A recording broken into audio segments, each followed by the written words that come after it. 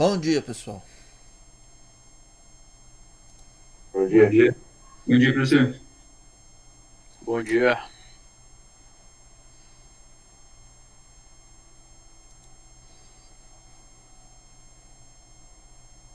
Vinícius, para começar a apresentação, professor? isso que eu ia te falar. É você hoje, né?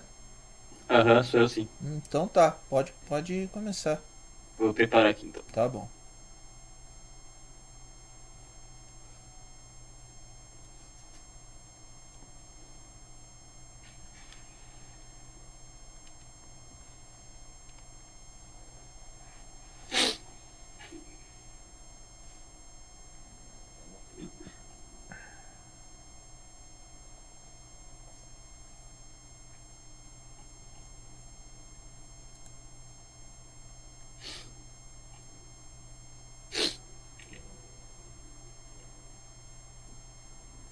Vocês estão conseguindo ver aí? Sim, Certo?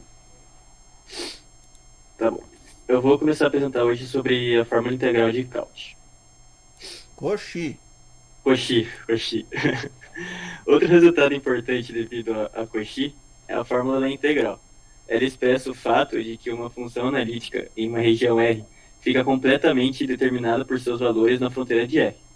Ela também pode ser usada para expressar sob formas integrais todas as derivadas de uma função holomorfa. Agora a gente vai falar sobre o teorema. Seja f uma função analítica em uma região simplesmente conexa a R, e C é um contorno fechado inteiramente contido em R, que envolve o ponto Z0 uma vez no sentido positivo, então a integral na região no contorno C, f de z sobre z menos z0 dz, é igual a 2πi f de z0. Agora a gente vai ter a demonstração de como a gente chegou nessa fórmula final aqui. Então, primeiro, a gente começa reduzindo a integração ao contorno. A gente sabe que esse contorno sigma aqui é módulo de z menos z0 igual a sigma, sendo sigma o raio da circunferência com um ponto central z0. A gente sabe que ela é positiva porque a seta está no sentido anti-horário, então ela é positiva. Observando a figura também, a gente vê que o raio da circunferência, esse sigma, ele tem que ser necessariamente pequeno a ponto de não passar da fronteira do contorno C. E também a gente percebe que a nossa região rachurada na figura, ela é analítica. Então, sendo assim, a gente conseguiria igualar é, a região inteira menos a região da circunferência igual a zero, por ser analítica. Então, a gente faz isso aqui nessa função aqui. Separando isso certinho, a gente teria a integral da região C, a região C inteira, né? f de z sobre z menos z0 dz, menos a integral de c sigma f de z sobre z menos 0 dz, igual a zero. Então, a gente passa o negativo para o outro lado, a gente consegue achar que a integral no contorno C é igual à integral no contorno C. Com isso, a gente passa a definir uma função auxiliar. Então, eu escolhi a gz, que se z é diferente de z0, então a nossa fórmula ficaria, a nossa função ficaria f de z menos f de z0 sobre z menos z0. Se for igual, ficaria só f de z0. E sabe, observando que gz é analítica em z0. Então, isso significa o quê? A gente usando a integral no contorno sigma, a gente teria o quê? Gz dz igual a zero, por ser analítica, né? Então a gente pode igualar a zero.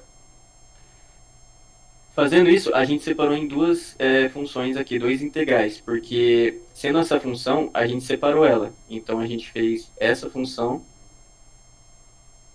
menos essa. A gente separou ela e integrou as duas. Fazendo assim, ficaria a integral no contorno sigma f de z sobre z menos 0 dz, menos integral no contorno sigma f de z0 sobre z menos z0 dz. Fazendo isso, a gente passou para o lado direito e conseguiu igualar também. Então a gente escolheu usar como na demonstração essa equação aqui. Olhando só para essa equação aqui, que a gente tem aqui, a gente faz o quê? Esse f de z0 ele é uma constante, então a gente consegue tirar da fórmula. Aqui a gente tirou da fórmula e sobrou só a integral no contorno c sigma dz sobre z menos zero. Agora a gente vai resolver essa integral de contorno aqui. Tá ali em cima. Aqui, ó. Se C é um contorno qualquer, envolvendo Z0 uma vez no sentido positivo, calcule.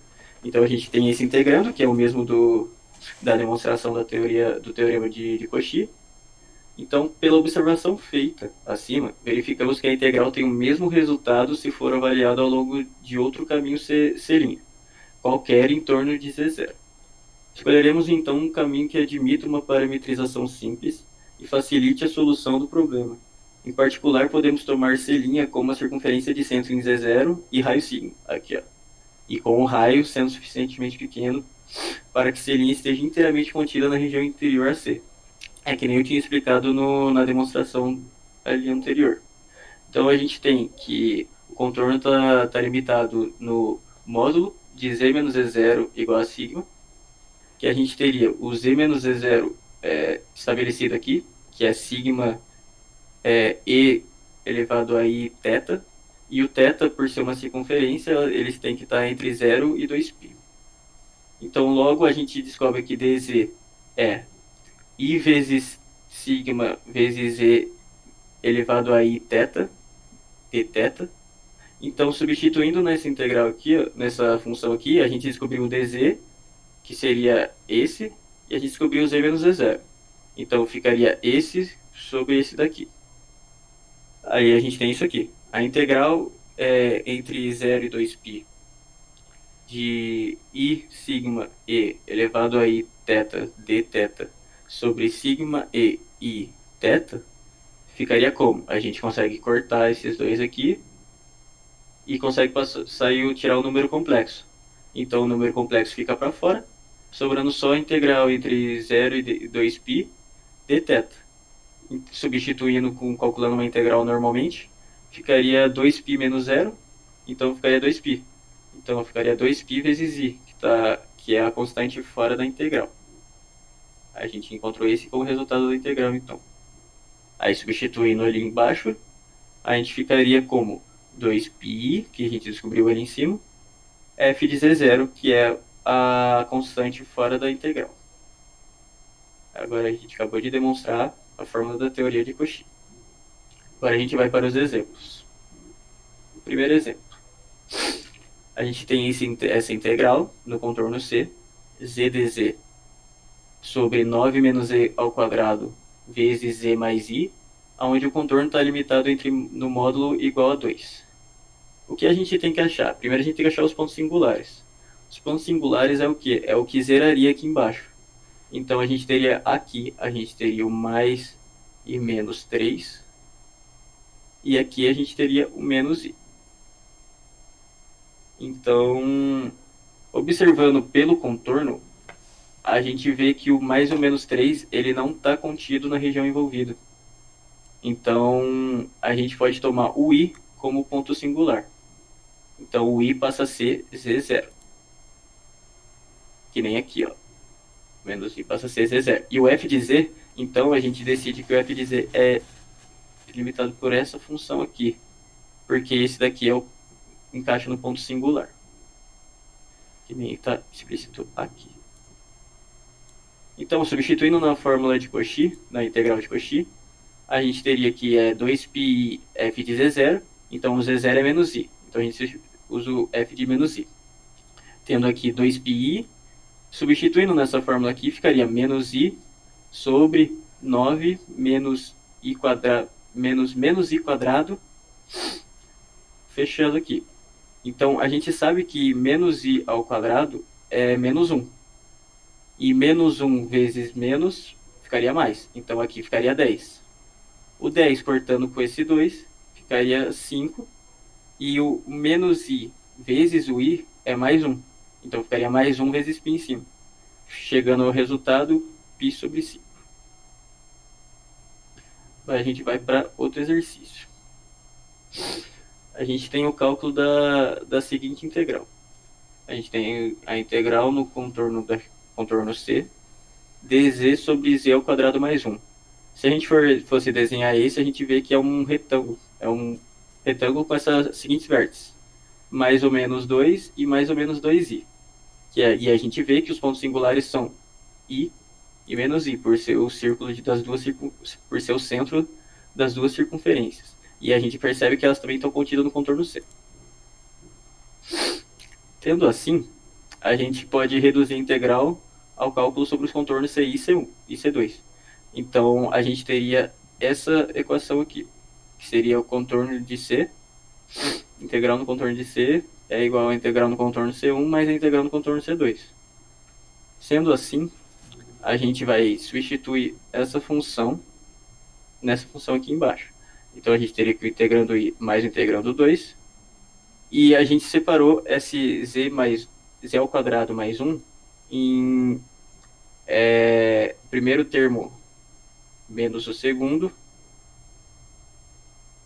vezes o primeiro mais o segundo. A gente está reduzindo essa função, que é a mesma coisa. É uma propriedade da matemática mesmo. Tendo aqui assim, a gente substituindo, a gente tem integral no contorno C1 dz sobre z mais 1, z menos 1, mais integral no contorno C2, dz, z mais 1, z menos 1. Tendo isso em vista, a gente começa a calcular o I1. Com o I1, a gente percebe o quê? Que para zerar isso daqui, o nosso ponto de...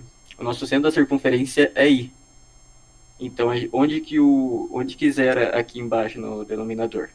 Zeraria aqui. Então, que seria I menos I. Zerando aqui, então, a gente decide f de z0 como isso daqui. No contorno 2, a gente faz a mesma coisa, mas aí seria com esse menos i. E o menos i zeraria aqui. Seria menos mais i. Então, a gente decide f de z0 como essa função aqui. Tendo isso em vista, já está tudo pronto só para substituir no teorema da integral mesmo, de Cauchy. Tendo isso em vista, então, a gente pega o teorema aqui e agora vamos substituir. Ficaria 2πi, aí a gente substituiria i nessa função aqui, que ficaria 1 sobre i mais i, que é 1 sobre 2i, que nem aqui. Cortou o 2i com o 2i, sobrou só π.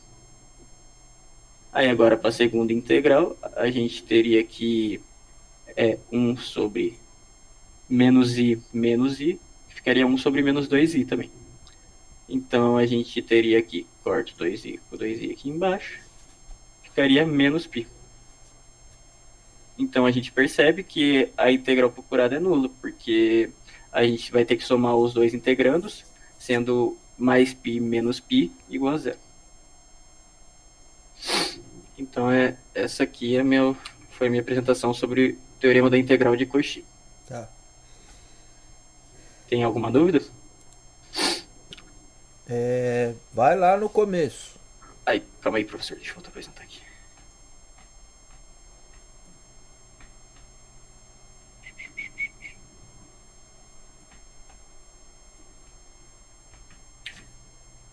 Seria no começo aqui. Isso aí mesmo. Pera aí.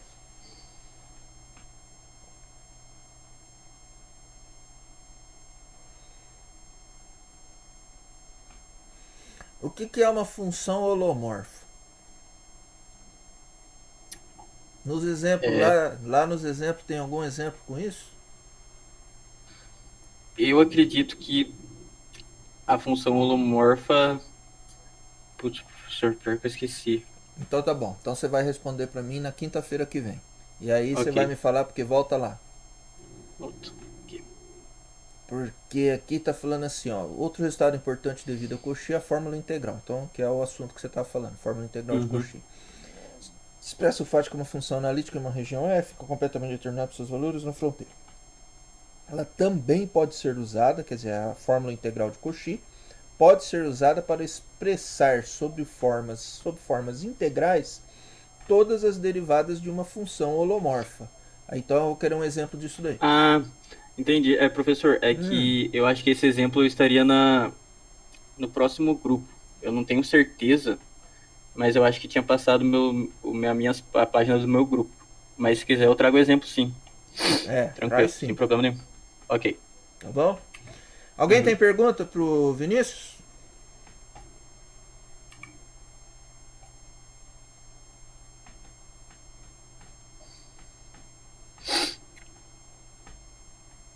Ninguém? Essa gripe aí é Covid, Vinícius? Não é rinite, professor, É rinite rinite? alérgica. Também tenho isso. Isso é um saco, hein? Nossa, é horrível, professor. Mudou o clima aqui e eu já fico destruído. É... Que cidade que você tá? No interior de São Paulo, Pindamonhangaba, o nome. Ah, tá. Quando ataca e me dá muito, muito, muito, eu tomo dexametasona. Ah, eu tô tomando um antialérgico que eu comprei também. Então tá Uma bom. bagulhinho lá. Bom, não tendo pergunta, pergunto se o Wellington e o Vitor estão com as coisas prontas aí para apresentar, Sim, sim, professor. tá? A gente vai preparar aqui e daí a gente já inicia. Então Beleza? tá bom, a hora que vocês quiserem iniciar, tá liberado. Beleza, professor.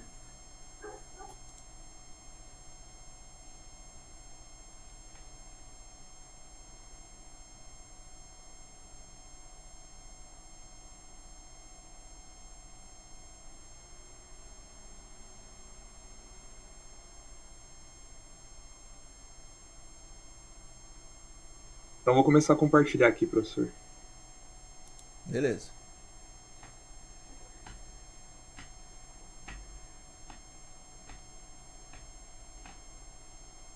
Ô Vitor, você é bravo que nem essa foto sua que tá aqui ou não? Não, isso aí é só a pegadinha, professor. Beleza, tua tela chegou. Beleza, deixa eu pôr aqui. Beleza? Beleza. Certo. Então eu vou começar aqui, professor. Então, bom dia a todos. Meu nome é Wellington Piazza, juntamente com o Vitor Gabriel da Silva Rufo, a gente vai apresentar o Teorema de Morel. Já de antemão, vou pedir desculpas se tiver alguma interferência externa aí, algum barulho. E a dinâmica que a gente vai usar para apresentar, a gente vai revezando durante a apresentação aqui, sem precisar trocar a tela mesmo. A gente vai conseguir fazendo revezamento. E também queria falar que a gente resolveu dar uma passadinha rápida em cada um dos tópicos, em alguns tópicos anteriores, antes de chegar no tema principal. Só para dar uma lembrada rápida aqui. Então, o conteúdo que a gente vai apresentar. Eu vou começar falando lá dos números complexos. Vou dar uma definição bem rapidinho aqui. O número complexo é todo número que pode ser escrito na forma de z igual a mais bi, onde a e b são números reais e i é a unidade imaginária. O número real A é a parte real do número complexo Z, e o número real B é a parte imaginária do número complexo Z. Elas são denotadas por A igual a RE de Z e B igual a IM de Z, ou imaginários. Duas operações fundamentais lá dos números complexos, que são a soma e a multiplicação, que sendo Z igual a mais BI e W igual a C mais DI, a gente tem que a soma de A mais BI e C mais DI é igual a mais C, que são as duas partes reais aqui, e B mais D, que são essas partes aqui. A multiplicação é feita por química diferente. De A mais BI multiplicado por C mais DI é feito de AC menos BD mais AD mais BC. Só para dar uma olhadinha rápida. Outro conceito importante também, que vai ser necessário aqui para os teoremas que vão vir, é o conceito de disco. Um disco, ele nada mais é do que um subconjunto dos números complexos, certo? E o disco, ele pode ser definido em duas categorias. A primeira delas é o disco aberto. O disco aberto, a gente pode definir ele da seguinte maneira.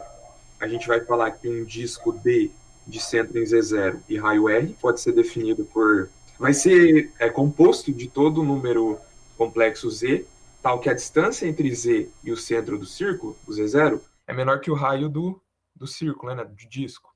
Então, aqui na imagem que a gente trouxe, ó, se a gente pegar esse disco aqui, ó, de centro em Z0 e raio R, todo Z que está a uma distância menor que R de Z0 vai estar dentro do círculo, que é essa parte colorida aqui. A gente também tem os pontos que vão estar à distância R, né, que vão estar aqui nas bordas do disco. Só que daí eles não vão entrar no disco aberto, certo? O disco aberto não inclui eles. Aí a gente teria outra parte do disco, outra definição de disco, uma outra definição, né, que é o de disco fechado, que incluiria esses pontos aqui das bordas, né? Então a gente ia incluir eles também. Só para deixar aqui claro, né, o raio vai ser um número real, maior que zero, e o Z é um complexo qualquer. O Z0, né, no caso. Daí a vizinhança de Z0. A gente vai chamar de vizinhança de Z0 todo conjunto V que contém um disco de centro em Z0. Então, voltando na imagem aqui, a gente tem um conjunto V, né? E o V, de fato, é uma vizinhança desse Z0 aqui. Por quê? Porque V contém um disco de centro em Z0. O raio é um valor arbitrário, precisa ser definido, né? Mas, basicamente, a definição de vizinhança é essa. Ponto interior de S. S é um conjunto qualquer aí, um subconjuntos complexos. E um ponto Z0 pertencente aos complexos é um ponto interior do conjunto S se houver um disco aberto de centro em Z0 inteiramente contido em S. Então, voltando aqui na imagem de novo, a gente pode afirmar que Z0 é um ponto interior de V, porque a V contém um disco, contém, né, inteiramente dentro dele um disco de centro em Z0. Então, em outras palavras, né, Z0 é um ponto interior de S, se S for uma vizinhança de Z0. Os dois conceitos são bem relacionados aí, o de ponto interior e vizinhança. Conjunto aberto. A gente vai chamar S de conjunto aberto se todos seus pontos são interiores. Então, todos os pontos que estão dentro de S são interiores de S, ou seja, S é a vizinhança de todos eles. Ou seja, S contém um disco de centro em cada um de seus pontos. Então, esse é o conceito de conjunto aberto. Aqui o conceito de conjunto conexo, a gente chama S de conexo se quaisquer dois pontos que tiver dentro ali dele pode ser conectado por uma curva inteiramente dentro de S. Então aqui a gente tem alguns exemplos, por exemplo, esse conjunto aqui. Qualquer dois pontos que a gente pegar aqui dentro, eles podem ser conectados por uma curva que está inteiramente dentro do conjunto.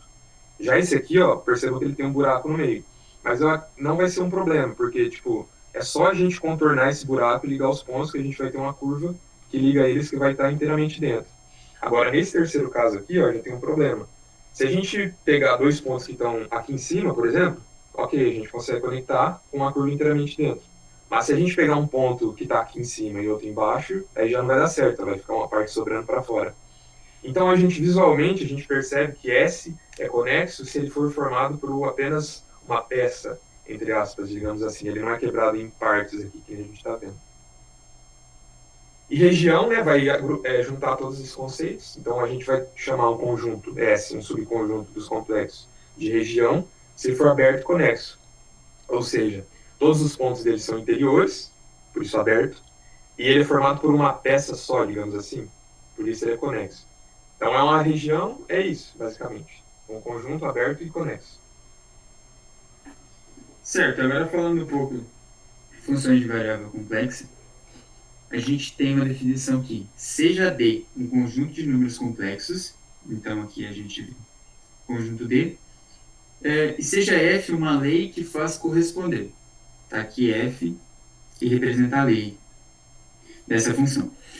A cada elemento Z, ou seja, um ponto aqui, do conjunto D, é relacionado a um número complexo, que a gente denota por F de Z, e ele é pertencente a I, nesse conjunto I aqui. Então, ou seja, a gente tem um ponto, passa pela lei da função, e a gente vai ter um ponto F de Z nesse outro conjunto. Então, a cada função W igual a F de Z, de uma variável complexa Z, representada por Z igual a x mais IY, são associados a duas funções reais, das variáveis reais x e y, dadas por U, sendo U de x e y os números reais de F, e V, sendo V de x e y os números imaginários de F de Z. A derivação.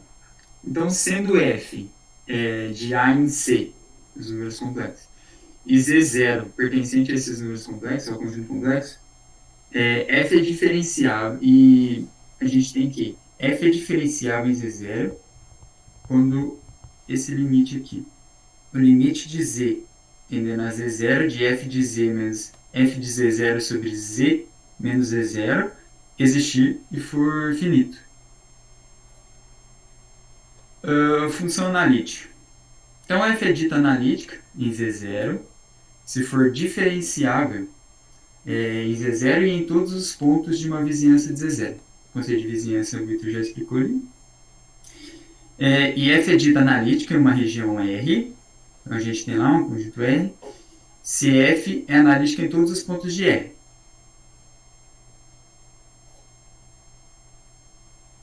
Outro conceito aqui que também foi explicado, vou dar uma passada, que é curvas. Então, qualquer conjunto de pontos z igual a xy, que pode ser representado de forma paramétrica pela função. Ou seja, a gente tem z de t, pode ser representado por x de t mais y de t, onde as funções x e y são contínuas no intervalo de AB. Então, t está no intervalo fechado de AB. Aqui alguns tipos de curvas. Então, a gente tem aqui no exemplo A uma curva suave, simples. Ela vai do ponto A aqui até o ponto B, sem nenhuma intersecção ou algum detalhe. No ponto B, a gente tem uma curva suave por partes e simples. No caso, a gente tem uma curva C1, C2, C3. Elas são suaves, pode ver que ela não sofre nenhuma intersecção, algo do tipo. E ela é por partes porque é definida em vários pontos aqui. A gente tem aqui também o exemplo C de curva fechada e não simples. Ela é fechada porque o ponto A é igual ao ponto B, eles se encontram. E nesse caso, ela é não simples porque ela tem essa intersecção aqui no meio. E no exemplo D, a gente pode ver que uma curva fechada simples, porque A é igual a B. E ela é simples porque não tem essa intersecção aqui no caso. Contornos. Então, chamaremos contorno ou caminho a todo arco contínuo formado por um número finito de arcos regulares. Então, dadas as curvas C1, C2 até Cn, tais que o ponto final da curva CI menos 1 coincide com o ponto inicial da curva CI. No caso, esse I aqui é denotado por um número natural 1, 2, até N. Então, o contorno C será denotado por C igual a C1 mais C2 até Cn. A integral de contorno. Então, seja f uma função de uma variável complexa contínua, definida em um domínio D, e z de t igual a xt mais yt, que foi a representação, a parametrização. Então, para t menor ou igual a e maior ou igual a ou menor ou igual a b, a parametrização da curva suave C, então a gente tem que a integral de c de fz dz é a integral definida de a até b, de f de z de t, e z derivado de t dt. Daí agora eu vou introduzir uma propriedade muito importante no cálculo da integral de contorno, que o Wellington acabou de mostrar, que é o seguinte. Vamos a um exemplo aqui. Então, imagina essa função f de z é igual a z. Então, ela leva z a z, certo? Não tem nenhuma coisa extra aqui, é uma função bem simples. E um contorno C qualquer, que vai ser parametrizado por uma função z de t, no intervalo de A a B, aquela definição que o Editor já mostrou pra gente. Que esse contorno ele vai ligar o ponto z de A ao ponto z de B, certo? Ela conecta os extremos, os pontos extremos do contorno. Então, quando a gente for calcular a integral de contorno dessa função f de z igual a z, a gente tem aqui a integral de contorno de f de z dz ao longo do contorno C, né? Contorno qualquer aí, que ligar z de A ao ponto z de B, A gente pode substituir a função aqui pelo valor dela lá, né, que é z mesmo, a gente não faz nenhuma mudança no z. E a gente pode reescrever essa integral aqui de contorno como isso aqui, que a gente viu no slide anterior.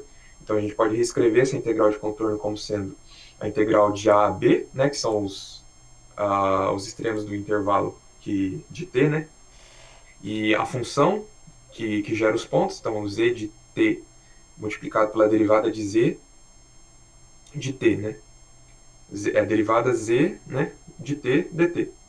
Então, quando a gente trabalhar nessa expressão aqui, quando a gente desenvolver essa expressão, a gente vai chegar no final a essa expressãozinha aqui. Que, se a gente observar bem, a integral foi calculada ao longo de todo um contorno. Mas, se a gente observar aqui, o valor final está dependendo apenas dos extremos do contorno, certo? Apenas do ponto ZB e do ponto ZA.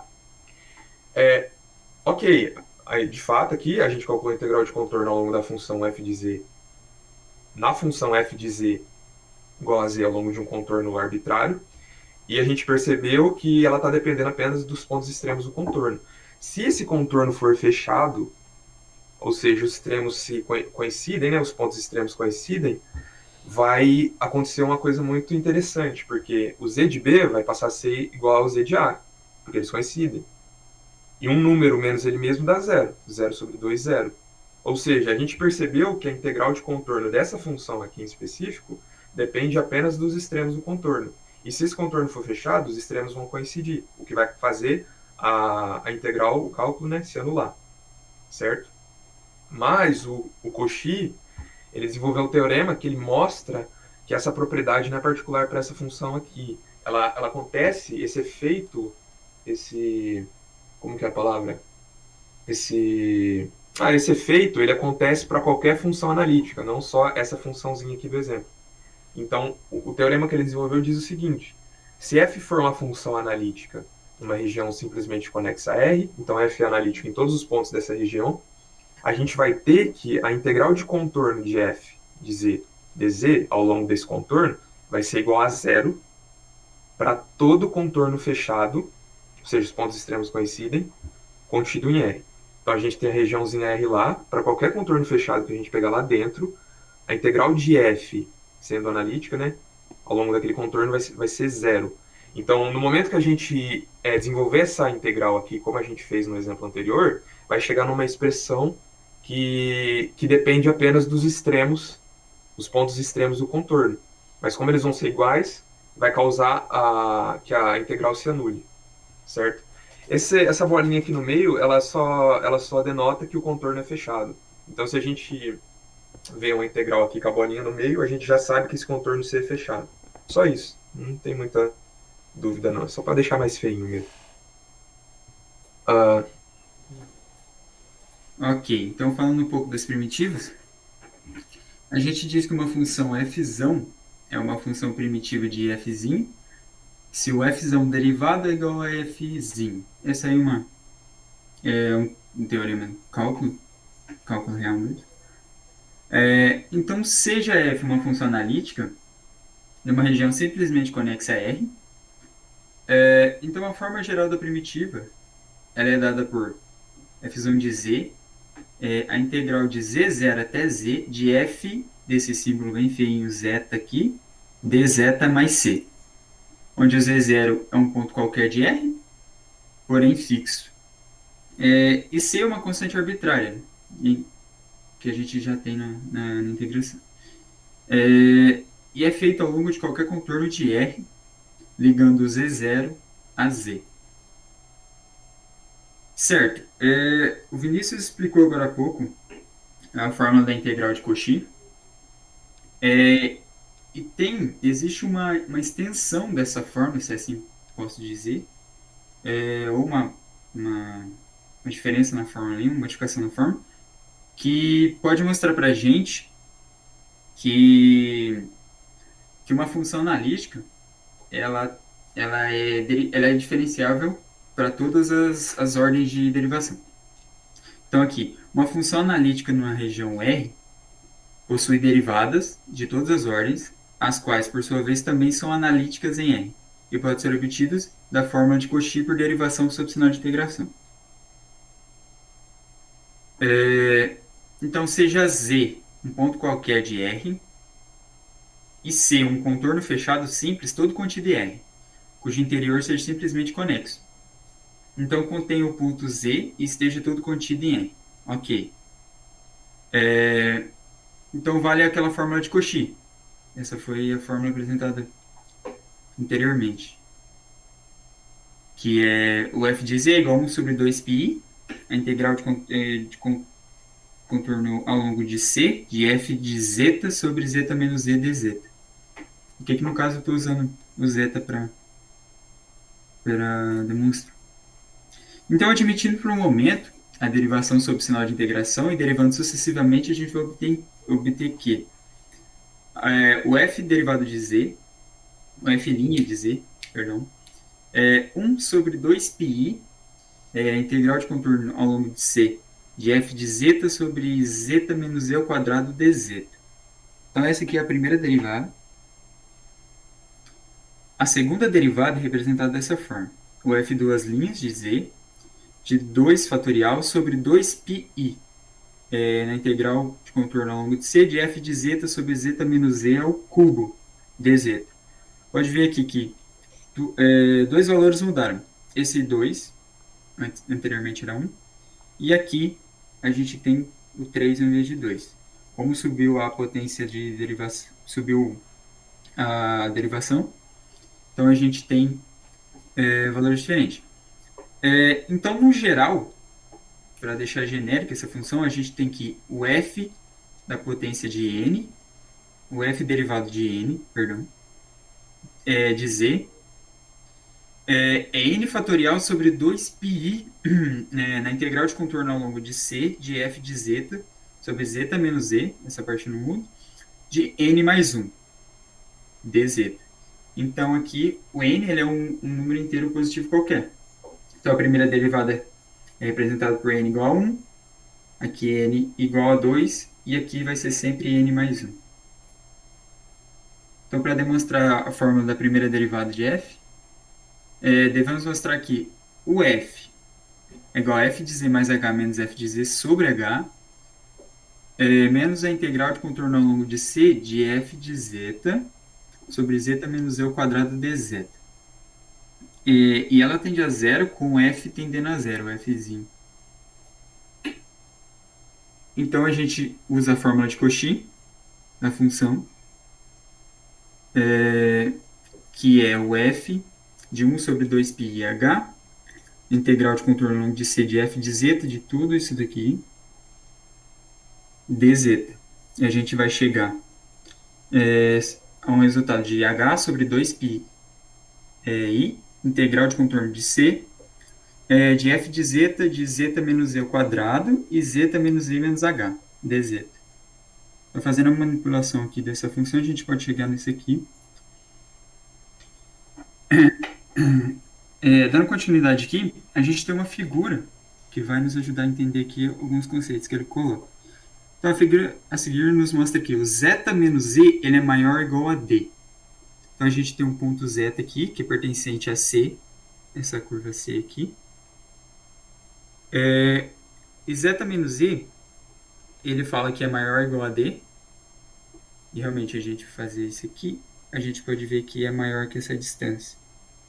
Então, para todo zeta pertencente a C. Então, mesmo se o zeta chega nesse ponto aqui, a gente pode ver que ele vai ser igual e não vai ser menor, nunca vai ser menor.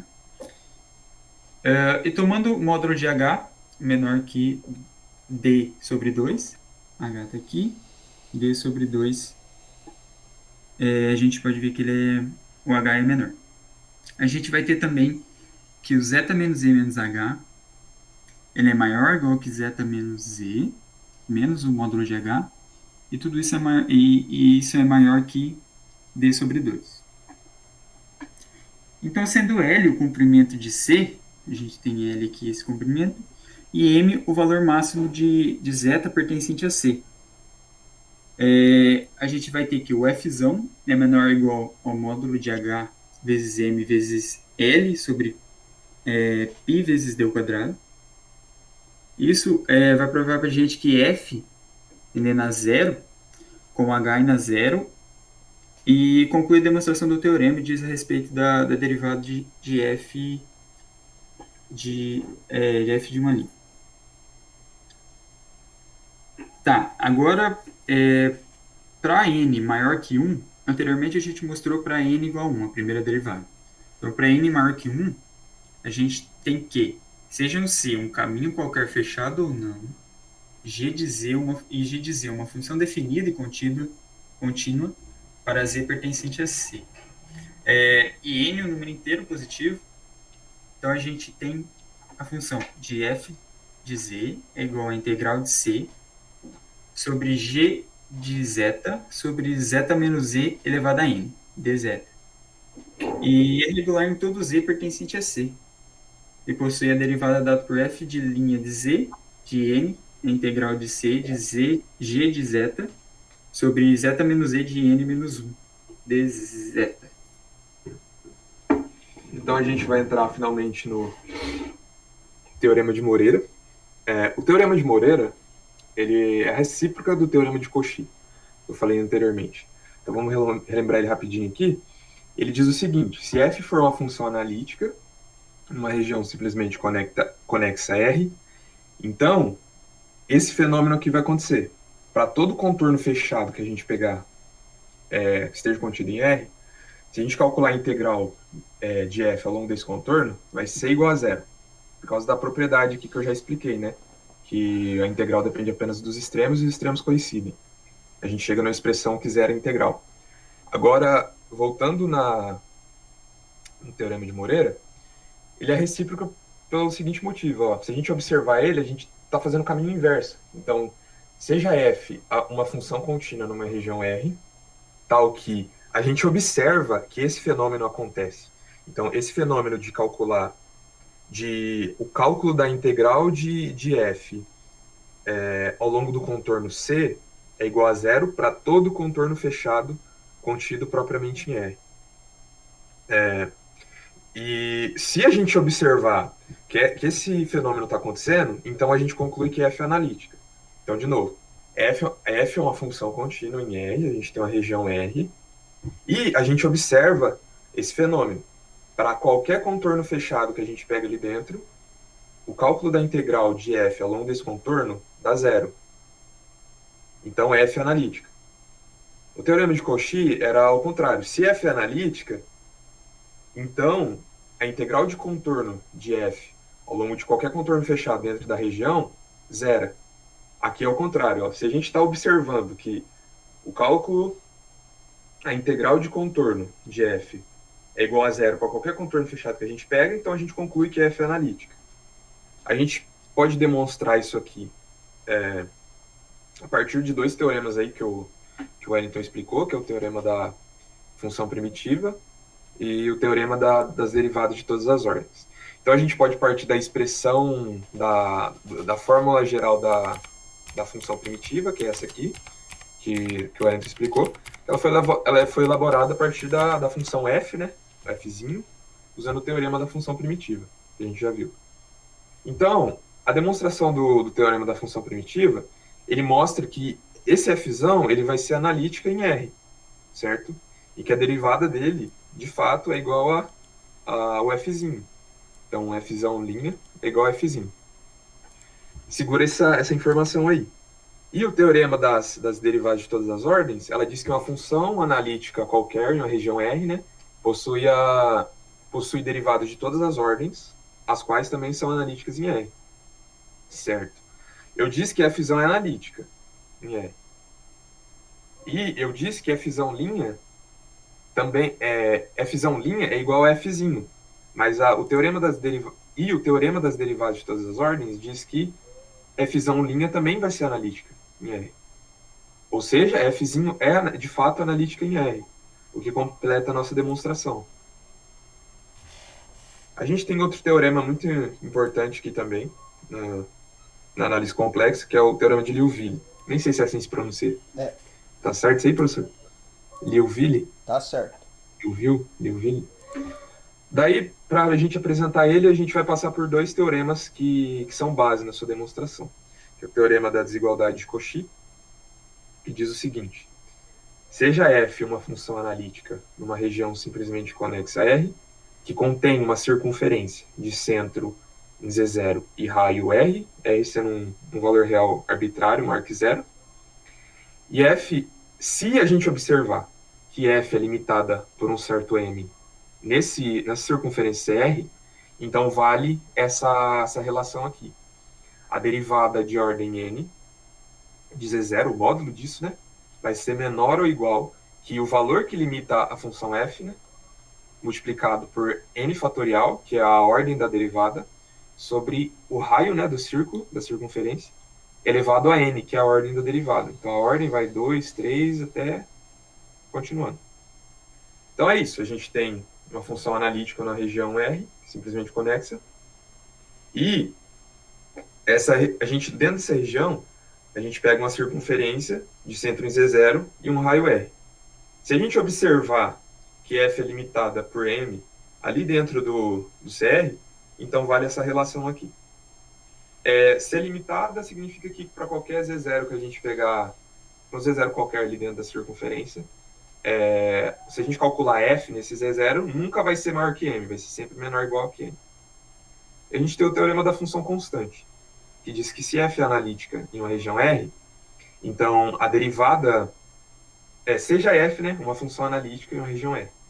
Se a gente observar que f' de Z0 é igual a zero para qualquer Z0 que está ali dentro daquela região, a gente conclui que f é constante naquela região. Daí a gente vem para o teorema de Liouville. Se f é uma função inteira, ou seja, ela é analítica em todo o plano complexo, ilimitada, ela é necessariamente constante. Então, limitada, né, ela quer dizer que ela, para qualquer ponto Z0 no plano complexo, se você calcular f no Z0, ela nunca vai passar de um certo m, certo? Então vamos para a demonstração aqui, do teorema de Liouville, que diz que uma função que é inteira e ilimitada tem que ser necessariamente constante. Então, vamos começar utilizando o teorema da desigualdade de Cauchy, que a gente viu agora. Como f ela é inteira, né, ela vai ser analítica em todo o plano. E já que a gente está considerando que ela também é limitada, então vale o conceito de ser limitada, que eu falei aqui anteriormente, que vai existir um m maior que zero, tal que o módulo de f de z de zero vai ser menor que esse m, menor ou igual que esse m, para qualquer z0 que a gente pegar ali dentro do plano, certo? Qualquer z0 pertencente aos complexos. Então, se a gente utilizar a ordem 1, né, n igual a 1 na desigualdade de Cauchy, a gente vai chegar nessa relação aqui, ó. Então, f', né, derivada de ordem 1, de z0 vai ser menor igual que m sobre r. Porque com n igual a 1, o fatorial fica 1, daí multiplicado por m fica só m. E r na 1 dá r, certo? Então a gente chega nessa relação aqui. Como a função f ela é analítica e limitada por m em todo o plano, certo? F é analítica em todos os pontos do plano, por isso ela é inteira. Ela é limitada por m. Então, se a gente calcular f em qualquer um dos pontos, nunca vai passar de m. A gente consegue aplicar esse teorema da desigualdade de Cauchy para qualquer valor do raio, maior que zero. Então, f é inteira, certo? Limitada em todo o plano. Então, a gente pode pegar um círculo de raio, o raio pode crescer infinitamente, que a relação lá de Cauchy ainda vai continuar valendo. Porque, tipo assim, a relação de Cauchy fala que desigualdade de Cauchy, né? Se a gente tem uma função analítica na região R, então a função é analítica no plano inteiro, então ela é analítica em todo lugar. A gente consegue pegar uma circunferência de centro em qualquer Z0, com qualquer raio, que isso aqui vai continuar acontecendo. F vai continuar sendo limitado por M em CR, que vai continuar validando essa relação.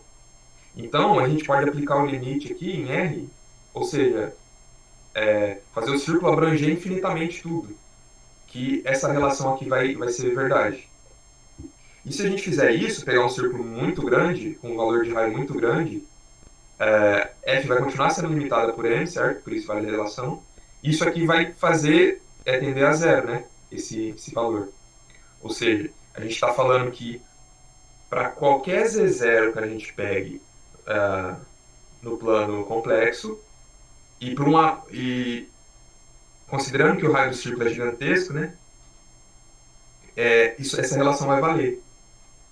Ou seja, usando o teorema da função constante, a gente consegue afirmar que f de fato é constante, porque a gente vai ter essa relação aqui de menor ou igual a zero, valendo para qualquer z0 que a gente tem no plano complexo, o que causa a função ser constante, pelo fato desse teorema aqui, ó, teorema da função constante.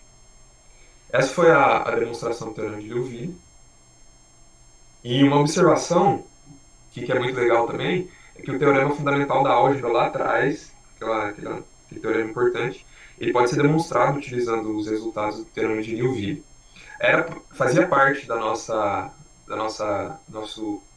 conjunto de páginas demonstrar o teorema fundamental da álgebra com os resultados do teorema de Liouville, mas a gente não conseguiu entender muito bem. Achei meio dificinho, não sei se deixei passar alguma informação que não deixou clicar as informações da definição do teorema, da demonstração do teorema fundamental da álgebra. Provavelmente a gente deixou passar algum conceito que tornou difícil o entendimento da demonstração. Daí a gente não conseguiu trazer. Mas daí, em vez de só ignorar, a gente falava, vamos levar então a observação, falando que você pode demonstrar esse teorema utilizando o teorema de Liouville. Então, se vocês procurarem, vocês vão encontrar que, de fato, a gente consegue demonstrar esse teorema utilizando o Liouville. E essas aqui foram as referências que a gente utilizou, o livro que o professor já recomendou, né, o Ávila.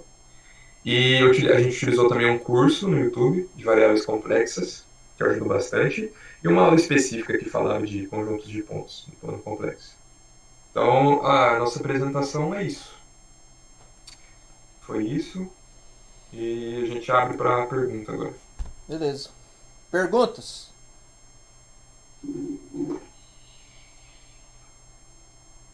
Bom, eu tenho pergunta.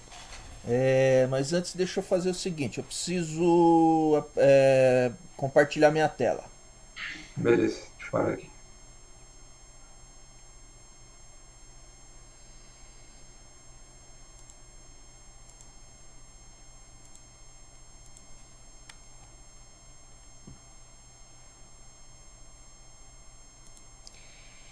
Ok.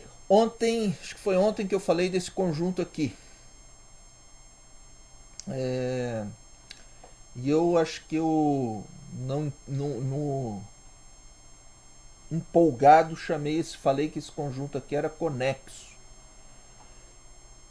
Ele é conexo. Mas eu falei uma coisa ontem que é o seguinte. Se eu pego qualquer dois pontos aqui e coloco a reta lá, essa ideia é a ideia de convexo. Então a gente tem três conceitos: convexo, simplesmente conexo e conexo. Aí, o dia que o André for explicar para nós lá como é que a gente tenta resolver matematicamente esse pepino aí do buraco lá, ele aproveita e dá uma pincelada nesse negócio, nesses três conceitos para nós aqui. Beleza, seu André? Beleza. Pincelada que eu falo é só relembrar como que é a definição. Ok, agora perguntas. Vamos lá. Vitor, se o conjunto, na verdade aqui é o seguinte, se o conjunto, porque você falou um pouco de conjunto hoje, né, então se ele não é aberto, ele é fechado, ok? Eu quero que depois na quinta-feira que vem você demonstre isso aí para nós. Entendeu? Beleza. Ok. E o Wellington? Wellington, quando você vai lá nas derivadas lá, e aí tem a de ordem n igual a 1. Agora eu vou parar minha apresentação aqui, aí você ou o Vitor coloca lá para nós, lá para mim ver lá. Certo.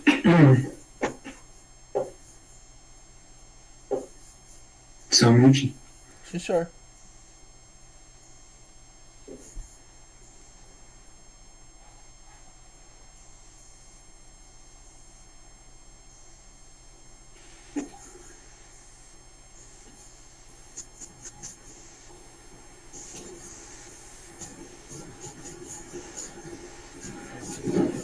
É aquela parte que faz para n igual a 1, para n igual a 2, aí para n em geral. É pra cima. Aqui, né? Essa daqui, ó. Isso. Deixa eu ver se é essa aí mesmo. Não, ainda não é nessa daí. Deixa eu ver mais pra frente. É aquela parte que você fala, não, com uma manipulação. Aqui, ó, essa transparência que tá aqui embaixo do lado esquerdo. Certo. Derivada de todas as ordens. Certo. Então, foi nessa que eu não entendi essa conta. A conta dessa transparência. Que você falou que é só fazer uma manipulaçãozinha aqui e a gente chega nessa igualdade do H sobre 2πi.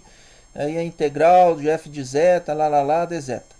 E como eu não entendi, daí na quinta-feira que vem você explica pra nós essa conta aí. Beleza, professor.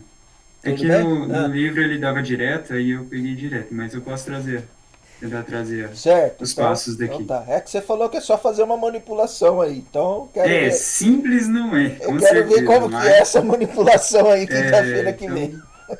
Não, beleza. Eu tenho certeza que simples não é, até porque o conceito não é simples, mas Tá bom. eu vou pesquisar aqui. Sim, senhor. Então é isso aí só. Beleza. Beleza. professor. Alguém mais tem perguntas?